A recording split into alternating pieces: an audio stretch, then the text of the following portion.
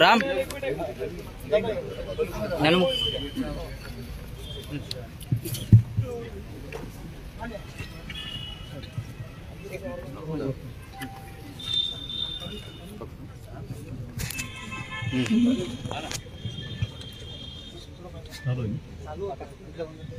आता थांबा इकडे आत ना घुसो प्रशांत भाऊ श्रीकांत भाऊ तुम्ही थोडं सरका नाही आम्हाला थोडंसं उपस्थित सर्व शेतकरी स्वाभिमानी शेतकरी संघटनेचे पदाधिकारी सर्व शेतकरी या ठिकाणी ज्यांचा अन्नत्याग सुरू आहे 17 नोव्हेंबरपासून नागपूर येथून तर बुलढाण्यापर्यंत हे स्वाभिमानी शेतकरी संघटनेचे महाराष्ट्राचे नेते माननीय रविकांतजी तुपकर इथे उपस्थित असलेले सर्व राजकीय पक्षाचे मान्यवर पत्रकार सर्व शेतकरी बांधव अधिकारी सर्व मान्यवर बंधूंना आणि भगिनींना माननीय रविकांतजी तुपकर यांनी शेतकऱ्यांच्या विविध मागण्याच्या संदर्भात मागील 17 तारखेपासून नागपूर येथे अन्नदान आंदोलन सुरू केलेलं होतं। आंदोलनाच्या 2-3 दिवस अगोदर त्यांची आणि माझी भेट झाली होती आणि अशा प्रकारचं आंदोलन आम्ही विदर्भात करतो।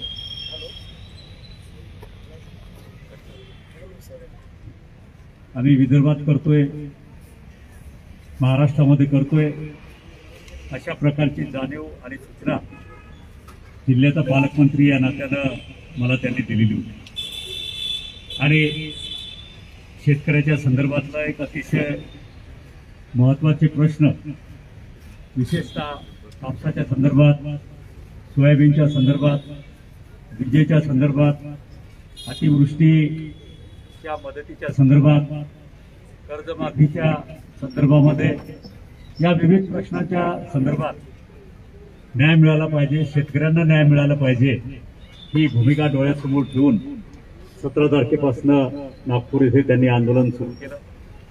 संपूर्णतः अन्नत्याग आंदोलन त्यांनी सुरू केल्यानंतर साधारणतः नागपूरच्या प्रशासनाने त्यांना त्या ठिकाणी बसू न देता त्यांची रवानगी बुलढाणा येथे केली आणि बुलढाणा येथे आल्यानंतर सुद्धा त्यांच्या राहत्या घरासमोर त्यांचं हे बेमुदत अशा प्रकारचं अन्नत्यागाचं आंदोलन इथे मागील 2 ते 3 दिवसापासून सुरू होते याची आपल्या सगळ्यांना कल्पना आहे। त्यांच्या मागण्या अतिशय रास्त आहेत। आमच्या पक्षाचे नेते आदरणीय शरदचंद्रजी पवार साहेब हे 2 दिवसापूर्वी नागपूरच्या दौऱ्यावर असताना त्यांनी सुद्धा माननीय रविकांतजी तुपकर यांच्या आंदोलनाची दखल घेतली, त्यांच्या मागण्यांची माहिती घेतली आणि माहिती घेऊन रविकांत तुपकर यांच्या मागण्या अतिशय रास्त आहेत। शेतकऱ्यांच्या दृष्टीने या मागण्या महत्त्वाच्या आहेत आणि त्या राज्य सरकार असेल, केंद्र सरकार असतील, या दोघांच्याही अखत्यारीतल्या ज्या ज्या मागण्या असतील त्या पूर्ण झाल्या पाहिजेत अशा प्रकारच्या भावना सुद्धा आदरणीय पवार साहेबांनी व्यक्त केलेल्या होत्या आणि त्या संदर्भातल्या विविध वर्तमानपत्रामध्ये बातम्या सुद्धा प्रसिद्ध झालेल्या आहेत। आज जिल्ह्याचा पालकमंत्री या नात्यानं मी काल रात्री जिल्ह्यामध्ये आलो। 3 दिवसापासून माझाही त्यांचा फोनवर संपर्क चालू होता, बोलणं चालू होतं, प्रशासनाशी बोलणं चालू होतं आणि लवकरात लवकर ह्या मागण्या शासन दरबारी पोहोचून या संदर्भात केंद्र सरकारमध्ये माननीय पियुष गोयल असतील, राज्य सरकारमध्ये मुख्यमंत्री उपमुख्यमंत्री असतील, त्यांच्या कानावर ह्या मागण्या तिथे टाकल्या पाहिजे आणि हे आंदोलनाला कुठेतरी ब्रेक लावून त्या मागण्या जास्तीत जास्त मान्य करून आपल्या सगळ्या शेतकऱ्यांना न्याय दिला गेला पाहिजे, ही भूमिका सुद्धा पालकमंत्री या नात्यानं माझी प्रामुख्यानं त्या ठिकाणी होती. आणि 3 दिवसापासून त्यांच्या संपर्कामध्ये राहून काल रात्री जेव्हा मी वापस आलो तेव्हा सातत्यानं त्यांच्याही संपर्कात होतो. आणि माननीय उपमुख्यमंत्री अजितदादा पवार हे 2 दिवस झाले आजारी असल्यामुळे माझा आणि त्यांचा संपर्क होऊ शकला नाही. पण आज सकाळी त्यांचा आणि माझा संपर्क फोनवर झाला. त्यांनी माझ्याशी 15 ते 20 मिनिटं या आंदोलनाच्या बाबतीमध्ये चर्चा केली आणि त्यांनी सांगितलं की ह्या मागण्या अतिशय रास्त आहेत आणि आपण महाराष्ट्र लेव्हलवर आपल्या अखत्यारीतल्या ज्या मागण्या आहेत त्याची चर्चा आपण मुंबईला करू. ज्या केंद्र शासनाच्या अखत्यारीतल्या मागण्या आहेत त्याच्या संदर्भात केंद्र शासनाकडे आपण पत्र पाठवू, पाठपुरावा करू. आणि हे सगळं करत असताना रविकांतजी तुपकर आणि त्यांचं शिष्टमंडळ यांना बुधवारी तुम्ही मुंबईला घेऊन या. तशा प्रकारे कलेक्टरच्या वतीनं त्यांना ताबडतोबीनं जाऊन पत्र द्या आणि त्यांचं उपोषण मागे घेण्याच्या संदर्भात त्यांना विनंती करा. अशा पद्धतीनं सुद्धा माननीय अजितदादा यांनी मला सुचवलं आणि सगळ्यांशी चर्चा करून, प्रशासनाशी चर्चा करून आज मी माननीय रविकांतजी तुपकर यांना इथे भेटलो. त्यांच्याशी बऱ्याच वेळपासून मी चर्चा करतोय. त्यांच्या मागण्या माहीत होत्या, परंतु पुन्हा एकदा त्यांनी या संदर्भात अत्यंत अशक्तपणा असताना सुद्धा शेतकऱ्यांच्या साठी त्यांनी या मागण्या पुन्हा एकदा माझ्यासमोर मांडण्याचा प्रयत्न केला. त्यातल्या त्यात सोयाबीन हे मागच्या काळामध्ये 10,000 पर्यंत त्याची किंमत गेली होती, पण आता या अलीकडच्या काळामध्ये एकदम त्याची किंमत घसरली आणि त्या बाजारामध्ये 3,500-4,000 हजारापर्यंत मला वाटते किंवा त्याच्यापेक्षा कमी किंमत ती झाली आहे. आणि म्हणून या शेतकऱ्यांचा त्यातल्यात आपल्या मराठवाडा आणि विदर्भातल्या काळात या दोन्ही विभागातल्या शेतकऱ्यांचं अलीकडच्या काळात जे प्रमुख पीक झालेलं आहे ते एकदम जर एवढं कमी होत असेल तर सोयाबीनचा उत्पादित करताना जो खर्च होतो तो सुद्धा आपल्याला भरून निघत नाही, उलटा आपल्या खिशातून त्या ठिकाणी पैसे द्यावे लागतात. त्यामुळं मार्केटमध्ये सोयाबीनचे भाव स्थिर राहिले पाहिजे, जास्तीत जास्त सोयाबीनला दर मिळाला पाहिजे, ही भावना सुद्धा त्यांनी आता या ठिकाणी व्यक्त केली. कापसाच्या बाबतीमध्ये सुद्धा त्यांनी थोडाफार यावर्षी कापसाला बरा भाव होता, परंतु अतिवृष्टीमुळे मला वाटते की सोयाबीनपेक्षा कापसाचं नुकसान आपलं तिथे जास्त झालेलं आहे. त्यामुळं बऱ्यापैकी भाव असताना पुन्हा कापसाचे भाव सुद्धा तिथे उतरणीस लागले. त्यामुळं केंद्र सरकारशी त्या ठिकाणी संपर्क करून या कापसाचे भाव सुद्धा चांगल्या पद्धतीने असले पाहिजेत आणि शेतकऱ्यांना न्याय मिळाला पाहिजे याबद्दल सुद्धा त्यांनी माझ्याशी आता या ठिकाणी चर्चा केलेली आहे. त्याचप्रमाणे विमा हा अलीकडच्या काळामध्ये आणि परवलीचा किंवा एक अवघड विषय शेतकऱ्यांच्या दृष्टीने इथं प्रामुख्याने झालेला आहे. आम्ही सुद्धा प्रशासनामध्ये काम करत असताना शेतकरी विमा काढतो, पंतप्रधान पीक विमा योजना ज्याच्यामध्ये शेतकऱ्यांचा हिस्सा, राज्य सरकारचा हिस्सा, केंद्र सरकारचा हिस्सा, या सगळ्या गोष्टींची पूर्तता केल्यानंतर सुद्धा शेतकऱ्यांना मागील अनेक वर्षापासून त्यांचा हक्काचा असलेला विमा हा सुद्धा मिळवण्यास अडचणी येतात. ते टाळाटाळ करतात. प्रचंड असा नफा केंद्र विमा कंपन्या ज्या ज्या असतील त्या कमवत आहेत, हे चित्र सगळ्या देशाने या ठिकाणी पाहिलेलं आहे. त्यांनी जरूर नफा कमावा, परंतु शेतकऱ्यांचं जे हक्काचं आहे ते त्या ठिकाणी वेळेवर आणि पूर्णपणे दिलं गेलं पाहिजे, ही रास्त भावना माननीय रविकांतजी तुपकर यांनी या मागण्यामध्ये केलेली आहे. आम्ही सुद्धा याचा पाठपुरावा प्रामुख्याने या ठिकाणी करतोय आणि या विमा कंपन्यांना वठीवर आणण्यासाठी किंवा या विमा कंपन्यांनी शेतकऱ्यांचं हक्काचं त्या ठिकाणी दिलं पाहिजे यासाठी सुद्धा राज्य सरकारच्या माध्यमातून कठोर अशी भूमिका घेऊन तिथे प्रयत्न केले गेले पाहिजे, ही भावना सुद्धा या ठिकाणी व्यक्त केली गेलेली आहे. त्याचबरोबरीनं पाम तेल असेल किंवा खाद्यतेलावरचं आयात शुल्क कुठतरी वाढवलं पाहिजे, जेणेकरून त्याचा फायदा सुद्धा प्रत्यक्ष अप्रत्यक्ष शेतकऱ्यांना त्या ठिकाणी होईल. 5% GST हा सुद्धा तात्काळ रद्द केला पाहिजे, त्याचे सुद्धा फायदा शेतकऱ्यांना त्या ठिकाणी होऊ शकेल. आणि त्याचबरोबरीनं या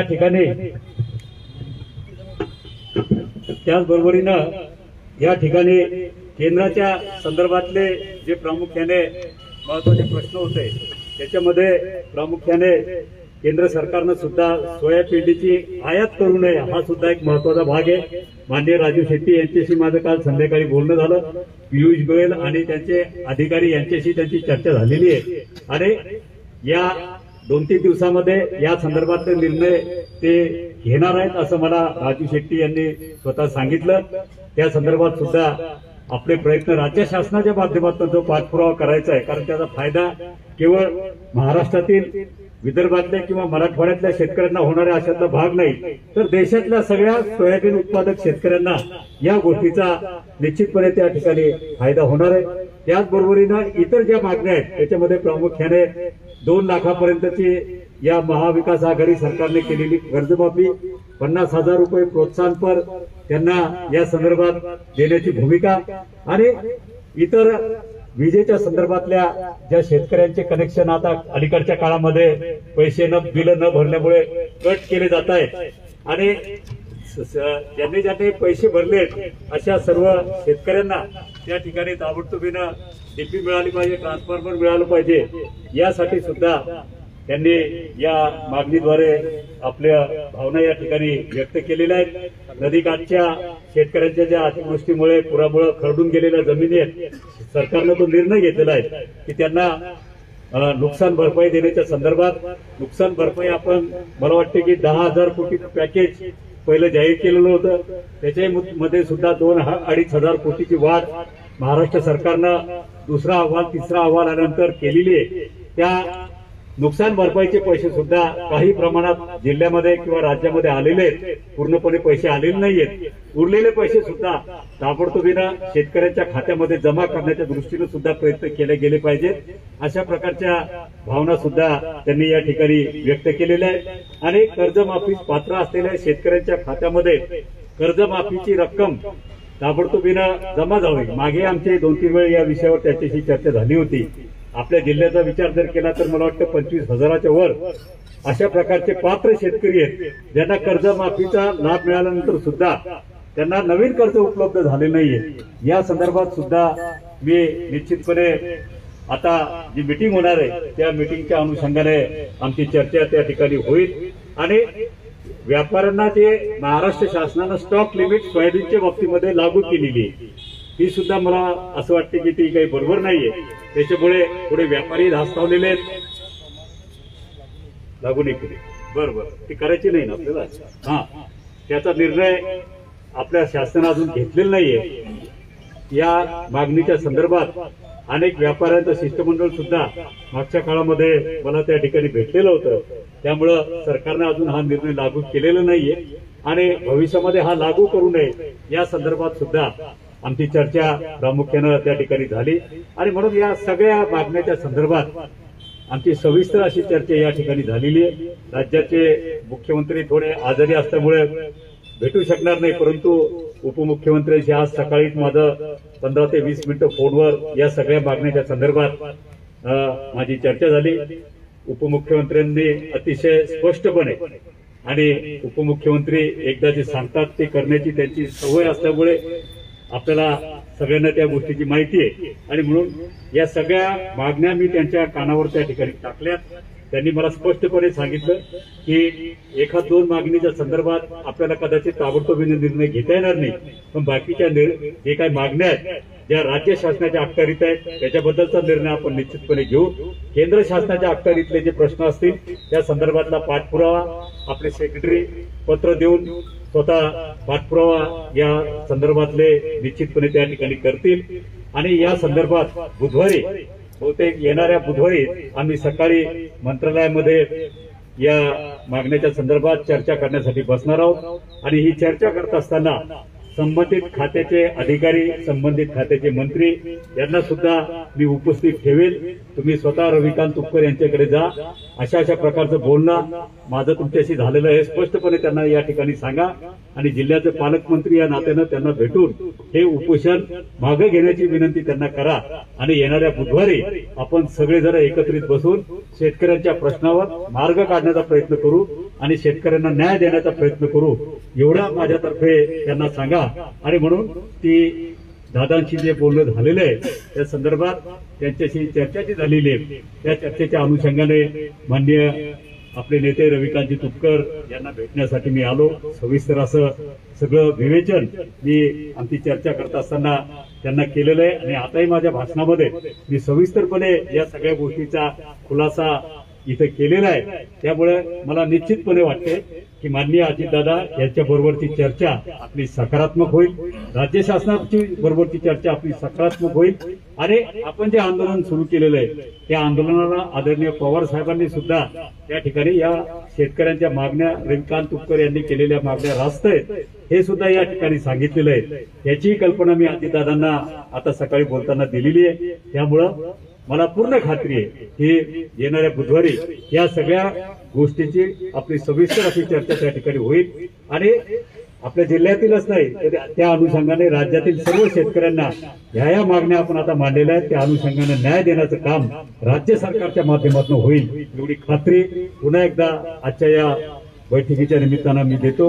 आणि जिल्ह्याचा पालकमंत्री या नात्यानं मी रविकांतजी यांना विनंती करतो की त्यांनी आपलं उपोषण आता इथं सोडवावं, स्थगित करावं आणि बुधवारी होणाऱ्या बैठकीस उपस्थित राहून आपल्या मागण्या मांडून त्या ठिकाणी चर्चा करून आपण हे प्रश्न सोडवण्याचा प्रयत्न करूया एवढं पुन्हा एकदा आपल्याला या ठिकाणी सांगतो आणि रविकांतजी यांनी आपलं उपोषण स्थगित करावं अशी विनंती आपल्या सगळ्यांच्या वतीने करतो.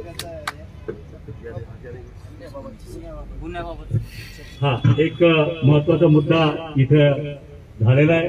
आपलं आंदोलन हे 2-3 दिवसापासून इथं सुरू असल्यापासून प्रशासनाच्याही संपर्कात मी सातत्यानं होतो आणि प्रशासनाच्या माध्यमातून या 2-3 दिवसामध्ये काही उचित अनुचित घटना या परिसरामध्ये काही घडल्यात याची वर्तमानपत्राच्या माध्यमातून माननीय रविकांतजी आणि इतर त्याच्या सगळ्या सहकाऱ्यांशी पत्रकारांशी चर्चा करत असताना मला काही गोष्टी जाणवल्यात.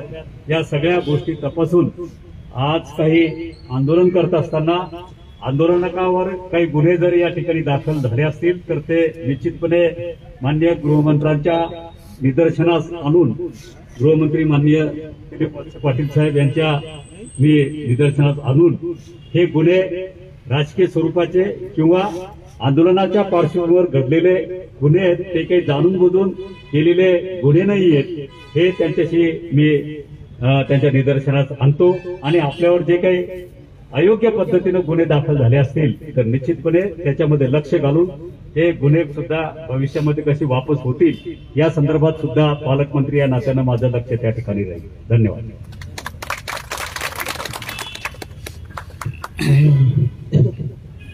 खरं तर माझी बोलण्याची भारतीय परिस्थिती नाही आहे परंतु जो काही घटनाक्रम आहे तो मला साहेबांनी बऱ्यापैकी तुम्हाला सांगितलं. काही गोष्टी साहेबांच्या बोलण्यात राहून गेले त्याचा मी उलगडा करतो त्या सेंट्रल गव्हर्नमेंटच्या संदर्भात.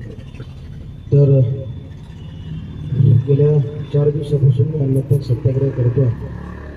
तुम्ही सगळ्यांनी मला प्रचंड साथ दिली आणि साहेबांनी सांगितल्याप्रमाणे हा प्रश्न फक्त एकट्या दुकट्या कुणाचा नाही तर महाराष्ट्रातल्या 50% सोयाबीन उत्पादक आहे आणि कापूसवाले असं 60-70% शेतकऱ्यांचा प्रश्न आहे.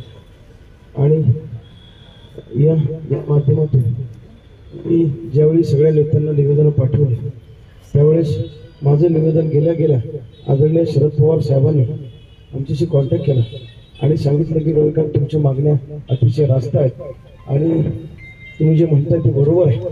आपण सेंट्रल गव्हर्नमेंटच्या ज्या लोकांच्या हातात हे आहे त्यांच्याशी मी स्वतः तुम्हाला घेऊन जाईल. साहेब त्यांनी सांगितलं मी स्वतः तुम्हाला घेऊन जाईल आणि त्या लोकांची बैठका करून आपण या मागण्या मान्य करून देऊ. मी आदरणीय आणि त्यांनी नागपूरच्या पत्रकार परिषदेमध्ये आदरणीय शरद पवार साहेबांनी याचा आवर्जून उल्लेख केला आणि ते 5 मिनिटे या विषयावर बोलले. मी आणि त्यांनी ही पण भूमिका मांडली की रविकांत तुपकरांची भूमिका ही सामंजस्यातून मार्ग काढण्याची आहे आणि निश्चितपणे यातून मार्ग काढणं माझी याची अपेक्षा आहे. मी आदरणीय शरद पवार साहेबांचे मनापासून धन्यवाद व्यक्त करतो.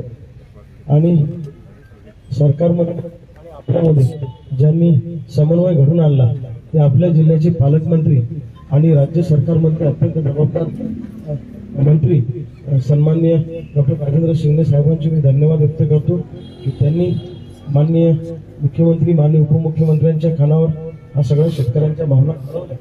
आणि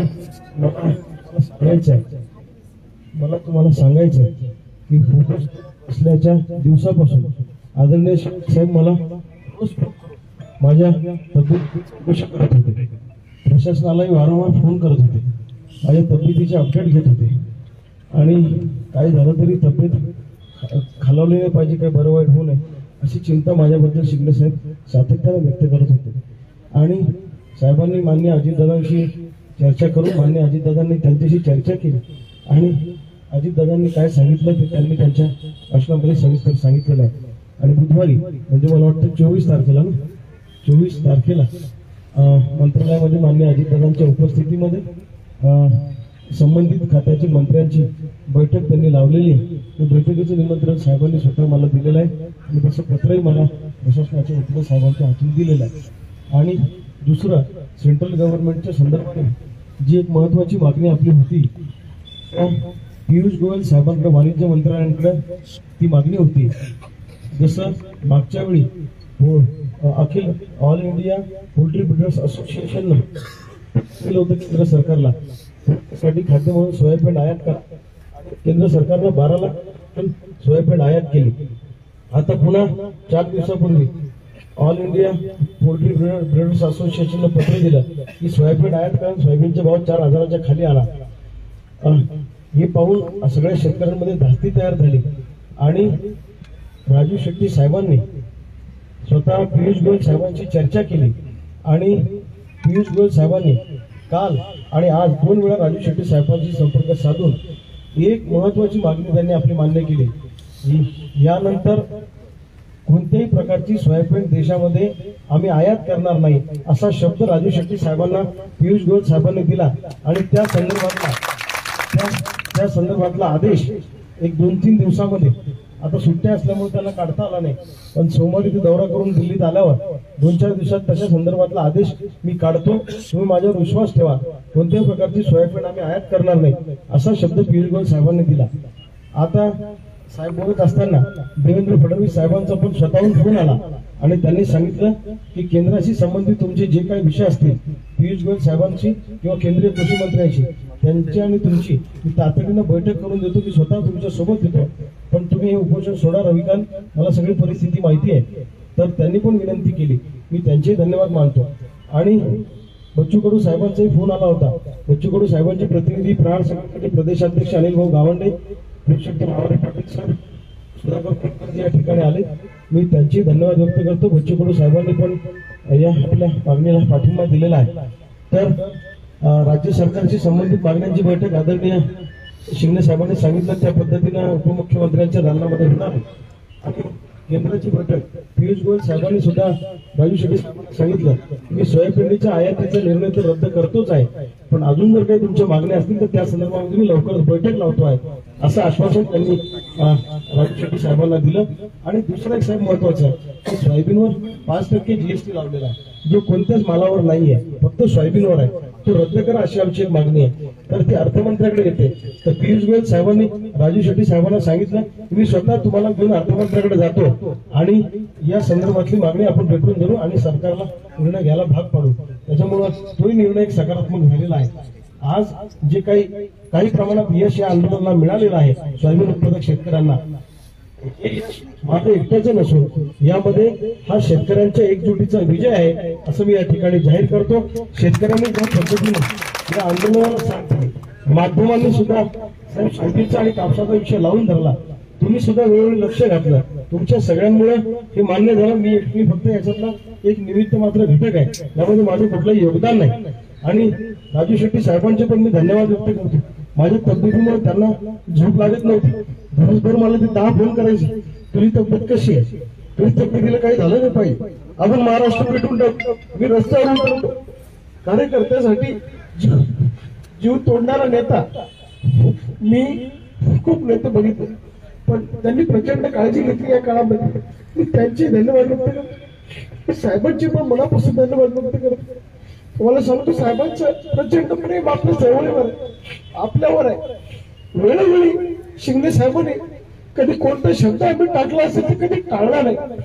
प्रचंड प्रेम या चळवळीवर केलं आणि म्हणून ही चळवळ आज जिवंत आहे. ठीक आहे, प्रशासनाच्या बाबतीत काही कुरबुरी झाल्या असतील, त्यांनाही मी काही दोष देत नाही, तो त्यांचा प्रशासकीय भाग आहे. परंतु मी एकच फक्त खंत व्यक्त करतो की मॉब मध्ये हँडल करताना, कोणताही मॉब हँडल करताना पोलीस प्रशासनानं थोडं सबुरीने आणि संयमानं तो हँडल करावा, एवढंच माझी त्यांना विनंती आहे. आणि आज मी राज्य सरकारच्या वतीने शिंदे साहेब या ठिकाणी आले, त्यांच्या विनंतीला मान देऊन, राजू शेट्टी साहेबांच्या विनंतीला मान देऊन आणि माननीय अजितदादा पवारांच्या विनंतीला मान देऊन, माननीय देवेंद्र फडणवीस साहेबांच्या विनंतीला मान देऊन, माननीय बच्चू कडू साहेबांच्या विनंतीला मान देऊन या ठिकाणी मी शिंदे साहेबांच्या त्यांनी रोज ती विनंती करतात मला, मी हे उपोषण बेमुदत अन्नत्याग सत्याग्रह तूर्त स्थगित करतो आहे.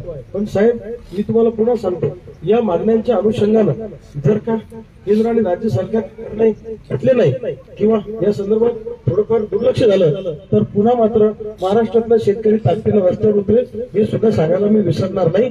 कारण साहेब, या आपले कोणतेच नेते सोयाबीनच्या प्रश्नावर बोलत नाही.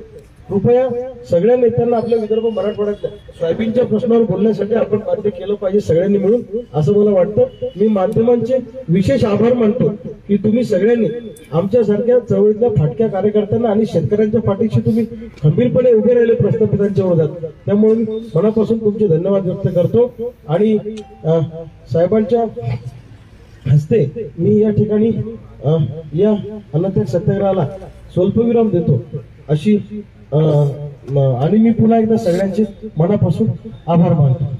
स्वाभिमानी शेतकरी संघटनेचा विजय असो, स्वाभिमानी शेतकरी संघटनेचा विजय असो. अधिकांचे तुम आगे बढ़ो, हम तुम्हारे साथ हैं. आमच्या घामाची, हम तुम्हारे साथ हैं. सोयाबीन आमच्या घामाची, नाही कुणाच्या बापाची. रविकांत बहुत उपकार तुम आगे बढ़ो, हम तुम्हारे साथ हैं. स्वाभिमानी शेतकरी संघटनेचा विजय असो. एकच गट्टी, राजू शेट्टी. शेतकरी एकजुटीचा, शेतकरी एकजुटीचा, एकच गट्टी, राजू शेट्टी. एकच गट्टी, राजू शेट्टी.